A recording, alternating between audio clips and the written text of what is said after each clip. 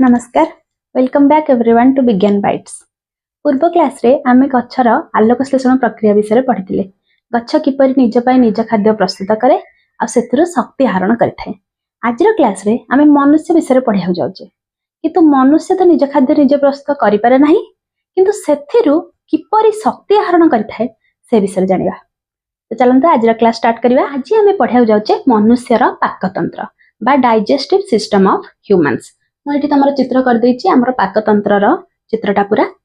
अच्छा, ये जो पाकतंत्र पिले आमर गोटे बहुत इंपोर्टेंट रोल प्ले करछि हम शरीर रे। केमती ना आमे खाद्य खाउचे, किंतु खाद्य जदि शक्ति न बाहरिबो ताहले की कामर एट द एंड आमु जाय कि शक्ति ही दरकार ना काम करिया पई। ताले शक्ति बाहरिबो केमती? कारण आमे जो खाद्य खाउचे से डायरेक्ट जाय कि रक्त रे मिसुनी कि डायरेक्ट जाय कि कोष रे पहुंची पारु नाही। एटा हमें फर्स्ट क्लास रे भी पढ़िथिले, खाद्य सरलीकृत होउची हां नै। तो कोठी होउची आमे जो खाद्य खाउचे आम पाकतंत्र द्वारा से कोन होउची सरलीकृत फास्ट होउची, देन जाय कि हमर रक्त रे मिसुची। आ ए प्रक्रियाटा को आमे कहि थाउ हमर हजम प्रक्रिया बा परिपाक क्रिया बा जीर्ण हवा भी कहा जाय। आ बाकी जो अदरकारी जिंस रहि गला जोटा को हम बॉडी हजम करि पारला नाही, तो सी आमर कौन हम ना मल द्वारा शरीर बाहर को निष्कासित हो। एटा हूँ आम पाकतंत्र काम। आम पाकतंत्र दुईटी जिनस नहीं गठित, गोटे हूँ पाक नली आ गोटे हूँ पाक ग्रंथि। कौन कौन रहा?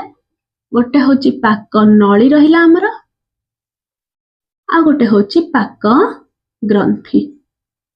ए दुईटी जिनस को नहीं आम पाकतंत्र गठित। तो फास्ट आम पाक नली विषय पढ़ा।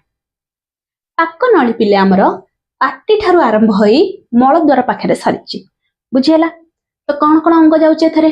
गोटे हूँ पाटी, तापरे आसिला मुख गहर, तापरे जिभ, तापरे आसिला एठी ग्रसनी ग्रासनली पाकस्थली, तापरे ए जोटा तुम देखुच एटा हूँ क्षुद्रांत आ एटा जो तुम देखुच एटा हूँ बृहदंत्र। बुझि पारलो? इंटेस्टाइन आमर स्मॉल इंटेस्टाइन आ लार्ज इंटेस्टाइन बुझीला। आ तापरे आसिला मलाशय आउ मलद्वार। एतक होउची हमर पाकतंत्रर अंग गुड़िक। जानि पारलो?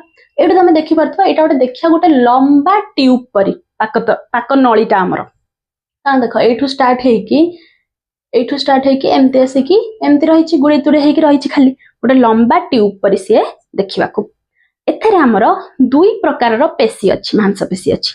गोटे होछि राउंड पेशी बा वर्तुळ बा जोटा कोनती चक्राकार पेशी, आ गोटे अच्छी अनुदैर्घ्य पेशी जोटा कि लंबा। ए जो दीटा पेशी अछंती एमाने कोन करचंती ना कंटीन्यूअसली संकोचन शिथिलन होउचंती। बुझि पारलो? ए संकोचन शिथिलन हबा जोगु आमे जो खाद्य खाउचे से एठु ए पर्यंत मूव हे पारुछि जाई पारुछि। कहा जोगु ना पाक नळीर जो संकोचन शिथिलन चालिछि जोटा कि गोटे प्रकार चलन। तो पाक नळीर जो चलनटकु आमे कहिताउ पुरह सरण बा पेरिस्टालसिस। मन रखिबो एटा तुम शॉर्ट क्वेश्चन आसीबो कि पाक नळीर चलन को डैश कहा जाय। कोन कहा जाय पिले? पुरह सरण बा इंग्लिश रे जाको हमें कहू पेरिस्टालसिस। बुझि पारलो? ए चलन जोगु ही खाद्य हमर पाटी रु मल द्वार पर्यंत जाई पारि थाए। जानि हैला? अच्छा, तो फास्ट हमें पाक नळीर प्रथम अंग जोटा पाटी ता विषय पढ़िबा। पाटी आ मुख गहर भितरे एटा तो तुम शरीर बाहर देखिया पाउछ, या विषय जानिछ। पाटरे हमर अछि ओठ दिटा, तळे गोटे ऊपर गोटे ओठ, तापर रहिला पाटी भितरु कोन रहिला एठी हमर अछि जाय कि मुख गहर। मुख गहर दी साइड रे हमर रहिला गाल आ ऊपर अंशटा को हमें कहउचे ताळु। पछपटु रहिला कोन जिभ आ कोन ना दीटा माढी अछि, दीटा माढी रे दांत अछि। हां ना नै एटा हम जानिछ। देन पढी हमें दांत विषय रे। दांत हमर पिले जानछ तमे टोटल हमर जीवन काल भितरे 32 टा दांत उठिबो। गोटे वयस्क लोकर दांत होची कोन 32 टा, प्रति माढी रे 16 टा लेखा। हां ना नै? आ जीवन काल भितरे हमर दुई थर दांत उठिथाय। प्रथमे जो शिशु अवस्था रे जो दांत उठे ताकू क्षीर दांत कोनती। कोन कोनती पिले? क्षीर दांत शिशु अवस्था रे जोटा उठिथाय। तापरे 6 वर्ष बेलकू ए दांतरा झड़िया को लागे। तापरे जो दांत उठे ताकू स्थायी दांत कोनती, परमानेंट। एटा तो मन जानिथिबो छुआ बेले हमर दांत झड़िथिला, तापरे एबे परमानेंट दांत उठी जाईछि। हां ना नै? ताकू स्थायी दांत को आजे। दांत हमर कोन काम करे जानिछ? खाइबा चोबेबारे। हां ना नै? माने टिके ताकू भांगी की हजम प्रक्रिया को टिके सरलीकृत करथाय। हां ना नै? अच्छा, तो दांत आमर अच्छी 4 प्रकार केते प्रकार पिले 4 प्रकार गोटे फास्ट हला कर्तन दांत जो तुम आगे मु प्रति माढ़ी कथा कहूँ गोटे गोटे माढ़ीर कहूँ जो तुम आगे जो 4टा दांत देखुच सेटा होची कर्तन दांत तापर आसला आमर स्वान दांत बा छेदक दांत सेटा अच्छी आमर 2टा कर्तन दांत अच्छी 4टा स्वान दांत 2टा स्वान दांत तुम जो देख पार दी साइड रे आमर 2टा मुनिया मुनिया दांत टिके अच्छी सेटा होची स्वान दांत बुझी पारला 2टा देन आमर आसीबो चर्बण दांत जोटा आमर चोबेवा को स्टार्ट चोबेबारे सहाय्य करूची स्वान दांत परे जो अच्छी सेटा आमर अच्छी 4टा चर्बण दांत केटा 4टा तापरे आसिला पेषण दांत आमर अच्छी पिले 6टा सभा लास्ट जो तुम कल दांत कहूच सेटा होची पेषण दांत बुझेला तो दांत आमर 4 प्रकार गोटे होची कर्तन दांत 4टा स्वान दांत 2टा चर्बण दांत 4टा आ पेषण दांत 6टा एति बुझिगला पिले दांत विषय क्लियर आम पढ़ा जिभ विषय जिभ आमर कोथरे सहाय्य करे पिले गोटे होची कथा कहबारे आ गोटे होची खाद्य को दांत निकट रे पहुंचाइबारे जिभ नथले से काम तो हेई परिबनी ए 2टा काम रे सहाय्य करे आउ कोन करे ना टेस्ट जानिबारे स्वाद बारिबारे आमर जिभ सहाय्य करथाय जो खट्टा मिठा पिता लुणिया ए सब स्वाद जो आमे जानि परछे सेटा होची जिभ जोगु सेति पई आम जिभ रे 3 प्रकार रो स्वाद मुकुल अछि बा टेस्ट बड्स अछि या जोगु आमे कौन खट्टा मिठा पिता ए सब को जानी पारजे एटी तमर मु जदी मन कर जिभर चित्रटा करबी देख ए जो लास्ट पार्ट अच्छी से लास्ट पार्ट हमर पित्ता को चिन्हबारे सहाय्य करे एटा तमने जानथियो मेडिसिन हरिका खाइले हमको पित्ताटा लास्ट पार्ट रो लास्ट को लागि थाए तापरे एई अग्र भागटा हमर मिठा को बारी थाए आ एई जो 2 भाग अछि एपटे एटा खट्टा को बारे आउ जिभर ए जो साइड 2टा ये आमर लुणिया को बारे थाए सेति पई मन रखिबो एटा शॉर्ट क्वेश्चन आसीबो जिभर आमर स्वाद बारिया पई डैश प्रकार रो स्वाद मुकुल अछि 3 प्रकार रो स्वाद मुकुल अछि एति बुझिया हम पढिबा ग्रसनी आ ग्रासनळी विषय ग्रसनी आमर मुख गहर आ नासा पथ को नै गठित कारण एटा देखो पिले एटा म तमर ग्रसनी लिखिछि एटा आमर मुख गहर रहला आ एठी नाकर पथटा भी रहला ए 2टा को नै कि आमर ग्रसनी गठित तेणु ग्रसनी हो जोटे साधारण पथ जोथरे आमे खाद्य जो खाउचे सेटा भी जाउची आ निश्वास प्रश्वास रे जो वायु नउचे सेटा भी जाउची तो ग्रसनी आमर मुख गहर और नासा पथ को नै गठित ग्रसनी रो 2टी द्वार गोटे होची देखो एठी पिले एठी नाक पथ रो आसी के एठी नासा पथटा श्वासनळी जोटा कि फुसफुस भीतर को खोलला आ गोटे होची खाद्य नळी जोटा कि आमर एठी आसी की पाकस्थली को खोलिला बा ग्रासनळी जोटा कहते तो ग्रसनी रो 2 पटो खोली थाए गोटे होची श्वासनळी पट को आ गोटे होची खाद्य नळी पट खाद्य नळी रो द्वार को आमर गलेट कहा जाए खाद्य नळी रो द्वार को गलेट कहंती आ श्वासनळी रो द्वार जो एटा को कहंती ग्लटिस ए 2टा भी तमरो शॉर्ट क्वेश्चन मन रखिबो पिले शॉर्ट क्वेश्चन पजातबो खाद्य नळी रो द्वार को डैश कहंती गलेट आ श्वासनळी रो द्वार को कहंती ग्लटिस मन रहिला आ जो श्वासनळी रो द्वार रे आमर गोटे तरुण अस्थिर प्लेट अच्छी जहा को आमे अधिजिह्वा बा एपिग्लटिस बोली कहि थाउ अधिजिह्वा बा एपिग्लटिस ए जो एपिग्लटिस पिले कौन करे ना एटा श्वासनळी द्वार रे अछि आमे जतबे खाद्य खाऊ ये श्वासनळी द्वारटा को बंद रखे नहले कह हबो ना खाद्यटा हमर एठी खाद्य नळी न पसकी जदी श्वासनळी पसिगला फुसफुस रे जाई क करिवो बुझ पालन नै तो ये जो एपिग्लटिस हमर खाद्य खाइला बेले श्वासनळी द्वार को बंद रखे एटा तमे निजे भी अनुभव करथिबो बेले बेले आमे कोन करू ना मेंचे पानी एका थरे के पी दो हमर नाक पटे बाहर जाए काहे कि ना पाटर मुख घर जागा जति कि ताठरो अधिक पानीटा पी देले एठी अधिजिह्वा जतबे एपिग्लटिस श्वासनळी द्वार को बंद कर पर नथिबो तो पानी अधा ए पाइप रे पसी आसी त किछटा श्वासनळी रे पस जाइथिबो आ जाई कि फुसफुस रे तो रहइबोनी फुसफुस ताको कम करिवो ए जो श्वासनळी ताको रिटर्न ठेली देबो तो नाक पटे हमर पानी किछटा बाहर जाए बुझेला तो एटा मन रखिबो एपिग्लटिस हमर कोन करे खाद्य खाइला बेले श्वासनळी द्वार को बंद रखे देन हमर आसिला ग्रसनी परे जो खाद्य नळी बा ग्रासनळी ये हमर एठी जो मध्य छदा अछि ताकू क्रॉस करिकि कोठी जाय कि पाकस्थळ रे खोलिछि एति बुझियला ग्रसनी आ ग्रासनळी विषय क्लियर नेक्स्ट जिबा पाकस्थळी विषय पाकस्थळी हमर उदर गहर बाम पटे अच्छी बाम पटक अच्छी टिके ऊपर भागटा तार होची ऊपर भागटा होची चौड़ा आ तल भागटा होची कम ओसारिया ये देखि परछ एठी जानि परलो आ ऊपर भागटा तार जेहेतु हृत्पिंड निकट अछि सेति ताकू कार्डियक स्टोमाक कहंती आ तल भागटा को पाइलोरिक स्टोमाक कहंती एटा भी शॉर्ट क्वेश्चन मन रखिबो पाकस्थळीर ऊपर अंश को डैश कह जाय तल अंश को डैश कह जाय आ पाकस्थळीर ए जो तल अंश रे किछिटा रिंग भलिया मुद्रिका भलिया किछिटा मांसपेशी थाए जहा को कह जाय पाइलोरिक स्फिंक्टर मन रखिबो एटा भी शॉर्ट क्वेश्चन तुम पकई दबो कि पाकस्थळीर थिबा मुद्रिका भलिया मांसपेशी को डैश कह जाय पाइलोरिक स्फिंक्टर कह जाय मन रहला आ ये पाइलोरिक स्फिंक्टर कोन करथाए ना यार जो संकोचन और शिथिलन फल रे पाकस्थळीर तो ऑलमोस्ट प्राय खाइबा हे जाय थाए हजम आ बाकी जो अधा जीर्ण खाद्य रहिला ए पाइलोरिक स्फिंक्टर रो संकोचन और शिथिलन जोगु सी ठेली हे कि एठी खिद्रांत भितर को पसे बुझी परला एतिकी नेक्स्ट आमे जिबा खिद्रांत और बृहदांत्र एटा होची हमर खिद्रांत एतक आ एटा होची हमर बृहदांत्र बुझी परला पिले तो खिद्रांतर तीनटा पार्ट अछि गोटे होची एठी देखो ग्रहणी आ गोटे होची एटा होची हमर जेजुनम आ गोटे होची इलियम एटा जेजुनम एटा ग्रहणी तो खिद्रांत तीनटा भाग को नै गठित ग्रहणी जेजुनम इलियम नेक्स्ट होची बृहदांत्र बृहदांत्र भी सेम तीनटा पार्ट अछि गोटे होची सिकम आ गोटे होची कोलन आ गोटे होची मलाशय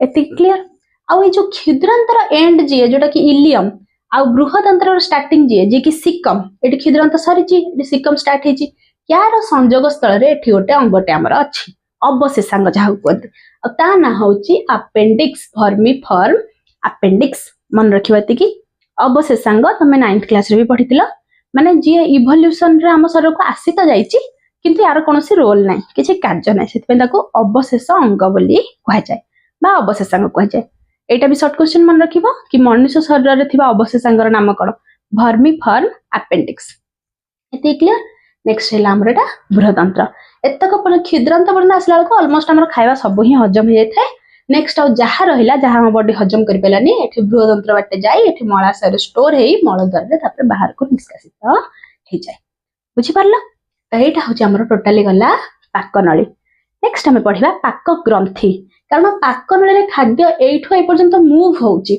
किंतु हजम को बाटे होउची सेटा पाक ग्रंथि जोग कारण पाक ग्रंथि जो हमर अछि से किछटा कम क्षरण करथाय एंजाइम क्षरण करथाय जहा पर खाद्य एठो ए पर्यंत आसला को हजम हेई सरथाय बुझेला तो नेक्स्ट में पाक ग्रंथि विषय पढ़िया नेक्स्ट हमर आसिला पिले पाक ग्रंथि हमर पांचटी अछि केतेटा पांचटी मोटा मोटा कहि दोछु तुमको पाक ग्रंथि पांचटी अछि तो फर्स्ट पाक ग्रंथि जे ताना होची हमर लाळ ग्रंथि हमर मुख गहर भितरे अछि तिनी जोड़ा केतेटा तिनी जोड़ा लाळ ग्रंथि हमर मुख गहर भितरे अछि आ एथिरु लाळ क्षरित होइताय ए जो लाळ रे हमर ओटे एंजाइम अछि ताना होची टायलिन एंजाइम जोटा कि हमर श्वेतसार जातीय खाद्य को हजम करिबारे सहायता करथाय मन रहला एटा भी गोटे शॉर्ट क्वेश्चन आसीबो तमर कि हमर मुख गहर रे डैश जोड़ा लाळ ग्रंथि अछि तिनी जोड़ा आ लाळ रे थिबा एंजाइम रो ना होची टायलिन एटा भी आसी परिबा श्वेतसार जातीय खाद्य को हजम करिबारे को एंजाइम सहायता करे सेटा होची टायलिन मन रहला नेक्स्ट हमर आसीला 2 नंबर ग्रंथि रो ना होची जठर ग्रंथि एटा हमर अछि पाकस्थल रे कारण एठी जो ग्रसनी और ग्रासनी रहिला या भीतर खाद्य रो कोनोसी हजम प्रक्रिया हेइ ना थाए किछटा श्वेतसार जातीय खाद्य खाली पाटी पाखरे हजम हुए नेक्स्ट एटा सीधा या बट देकी पाकस्थल को आसी थाए तो एठी हमर अछि जठर ग्रंथि रु हमर क्षरण हुए पाचक रस बा जोटा को हम इंग्लिश रे कहू गैस्ट्रिक जूस जठर ग्रंथि रु क्षरित होइताय पाचक रस एथरे को दीटा दिनस अछि गोटे होची लवण आम्ल बा HCl आ दीटा एंजाइम अछंती गोटे होची पेप्सिन आ गोटे होची लाइपेज मन रला पिले जठर ग्रंथि रे कोन अछि गोटे अछि लवण आम्ल आ गोटे होची पेप्सिन आ गोटे होची लाइपेज एंजाइम। ए पेप्सिन हजम करिया सहाय्य करे पुष्टिसार आ लाइपेज हजम करे स्नेहसार जातीय खाद्य को। बुझिला। नेक्स्ट आसीबा 3 नंबर ग्रंथि को। 3 नंबर ग्रंथि हमर होची यकृत बा लिवर। एटा हमर खाद्य नली बाहर अछि। देख एटा होची यकृतर चित्र। मन पका मु तुमको पाक नली पढ़ला बेले यकृत विषय किछि कहि नथिली। तो ये हमर खाद्य नली बाहर अछि। आ ए यकृत होची मनुष्य शरीर सबुठारु बड़ ग्रंथि। मन रखिबो क्वेश्चन आसीबो कि मनुष्य शरीर सर्वबृहत ग्रंथिर नाम कोन? सेटा होची हमर यकृत। ए यकृतर क्षरित हुए हमर पित्तरस बा जोटा कोंती बाइल जूस पित्तरस। आ यकृतर क्षरित है कि ए पित्तरस नली बाट देखि ठीक ग्रहण रे आसिकी पहुंचे एमथि। बुझि परला। एटा गला हमर यकृत विषय। नेक्स्ट हमर 4 नंबर ग्रंथिर ना होची अग्नाशय बा जोटा को हमें कहि थाउ पानक्रियास। बुझिला। एटा एटी देख अग्नाशय एटा भी हमर खाद्य नलीर बाहर अछि। अग्नाशय होची पिले एक मिश्रित ग्रंथि। मन रखिबो क्वेश्चन आसीबो डैश एक मिश्रित ग्रंथि। एटा होची हमर अग्नाशय। कोन पे याको मिश्रित ग्रंथि कोंती ना एथरो एंजाइम आ हार्मोन उभय क्षरित होई थाए। सेति पय याको मिश्रित ग्रंथि बोली कहा जाय। किंतु एबे हमें पाक तंत्र रे एंजाइम विषय खाली पढिबा। तो अग्नाशय रु जो रस क्षरण हुए ता ना होची अग्नाशय रस। अग्नाशय रस। आ एथरे तीनटा एंजाइम अछि। गोटे होची अमाइलेज आ गोटे होची प्रोटीएज आ गोटे होची लाइपेज। तीनटा एंजाइम मन रखिले पिला। अग्नाशय रे कोन कोन अछि अमाइलेज प्रोटीएज आ लाइपेज। अमाइलेज श्वेतसार जातीय खाद्य हजम करिवो। प्रोटीएज प्रोटीन को हजम करियो बा पुष्टिसार। लाइपेज लिपिड को हजम करियो बा स्नेहसार जातीय खाद्य को हजम करियो। मन रहला। ये भी कोन करिवो एठी अग्नाशय रु एठी आसिकी ग्रहणी पाखरे मिसिबो। एठी यकृत रु पित्तरस आसीबो एठो अग्नाशय रस आसीबो आ एठी पाकस्थली रे तो पाचक रस अछि। ए तीनटा जाक मिसिकी खाद्य को हमर हजम करिवारे सहाय्य करंती। बुझिला। नेक्स्ट 5 नंबर ग्रंथिर ना होची हमर आंतरिक ग्रंथि। एटा हमर अछि खिद्रांत रे। एठी खाद्य हजम है कि खिद्रांत को आसीबो ना। एटा हमर अछि खिद्रांत रे आंतरिक ग्रंथि। एठो जो रस क्षरण हुए ता ना होची आंतरिक रस। बुझिला। आ एठी भी सेही तीनटा एंजाइम अछि अमाइलेज प्रोटीएज आ लाइपेज। एते क्लियर पिले पाक ग्रंथि विषय रे। आ थरे कहि दोची पाक ग्रंथि हमर 5टा। गोटे लाल ग्रंथि जठर ग्रंथि यकृत अग्नाशय आ गोटे होची आंतरिक ग्रंथि। बुझिला। क्लियर एते की एटा तमर गोटे लॉन्ग क्वेश्चन भी अछि तम चैप्टर रे अछि अभ्यास रे कि पाक नली सहित जड़ित ग्रंथि गुडी को वर्णना कर। तो तुम 5टा लिखि लिखि परिबो कोठी को ग्रंथि अछि आ सेथरु को एंजाइम क्षरण हुए आ को जातीय खाद्य को हजम करथाय। बुझिला। तो आज क्लास रे आमे दुटा दिन से पढ़िले गोटे होची पाक नली गोटे होची पाक ग्रंथि। दिरा जाक तमर लॉन्ग क्वेश्चन। पाक नली भी तमर लॉन्ग क्वेश्चन रे आसी परिबो कि पाक नली रो समस्त अंश गुडी को वर्णना कर। तो सब लिखिबो पाटी मुख घर दांत ग्रसनी जहा पढ़ेली सब तक तमे लिखि ता भीतर 2-3टा पॉइंट लिखि परिबो। बुझिला। आ ई जो तमर चित्रटा मणिसर पाक तंत्र एटा तमर 3 मार्किया चित्र क्वेश्चन रे गोटे आसी परिबो। एति क्लियर। तो आज क्लास टा एठी सरुची। नेक्स्ट क्लास को आमे पढ़िबा। आज पढ़ी देले मणिसर पाक तंत्र कि को अंग अछि आ कोठी कोठी को एंजाइम क्षरण होछि। नेक्स्ट पढ़िबा ए पाचन क्रियाटा होछि केमति को प्रोसेस रे कोठी को जातीय खाद्य श्वेतसार स्नेहसार हजम होछि आ कोन तयारी होछि। बुझिला। तो वीडियो जदि भल लागिला लाइक करंतु शेयर करंतु आ चैनल को सब्सक्राइब करंतु आगो का वीडियो देखिया पे। Thank you.